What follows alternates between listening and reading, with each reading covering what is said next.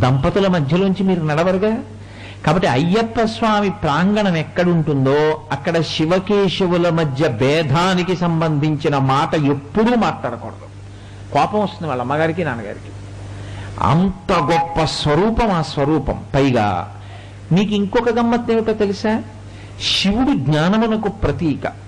ఎందుచేతనంటే ఆరోగ్యం భాస్కరాదిచ్చేత్ శ్రియమిచ్చేత్ హుతాశన. మీకు ఎప్పుడైనా ఆరోగ్యం కావాలి అనుకుంటే సూర్యనారాయణుణ్ణి ఉపాసన చేయాలి. ఐశ్వర్యం కావాలి అనుకుంటే అగ్నిహోత్రుణ్ణి ఉపాసన చెయ్యాలి. సౌభాగ్యం కావాలి అనుకుంటే పార్వతీదేవిని ఉపాసన చెయ్యాలి.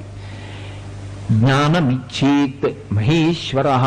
జ్ఞానం కావాలి అనుకున్నారనుకోండి, జ్ఞానము అంటే నా ఉద్దేశంలో ఏదో బిఏ చదువుకోవడం, బీకాం చదువుకోవడం అలాంటివి కావు. అవి కుక్షింభర విద్యలు, అంటే పొట్ట నింపుకోవడానికి పనికొస్తాయి. అటువంటివి కావు. ఏది జ్ఞానం